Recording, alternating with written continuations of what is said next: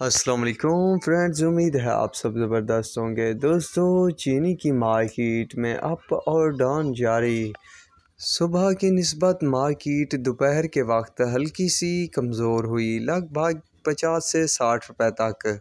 तो current position के तहत जो रेट चल रहे हैं तो वो आप दोस्तों के साथ शेयर करने वाला हूँ इस वीडियो में। तो सबसे पहले किसान शुगर मिल है, तो इसका रेट जो है 11,050 रुपये है। रानीपुर का जो रेट है वो 11,050 रुपये। चश्मा 1 का 11,100, चश्मा 2 का 11,100, अलमुइज़ 1 का 11,100, अलमुइज़ 2 का 11,100। फातिमा का जो रेट है 10,825 रुपये। शेखू का 10,825 रुपये। घोटकी का जो रेट है 10,950 रुपये। लड़की का 10,950 रुपये। इक्किटी का 10,950 रुपये। यूनाइटेड का 10,950 रुपये।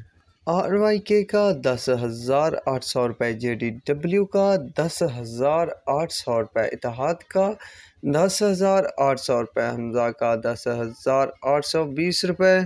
तो दोस्तों, ये थी कुछ शुगर मिलों की लेटेस्ट रेट अपडेट। अप और डाउन के बाद तो जो भी पोजीशन बनी मार्केट की तो वो भी आप दोस्तों के साथ इंशाल्लाह शेयर करता रहूँगा। तो अब तक के लिए इतना ही काफ़ी है। मिलेंगे नई वीडियो और अपडेट के साथ। अल्लाह हाफिज़।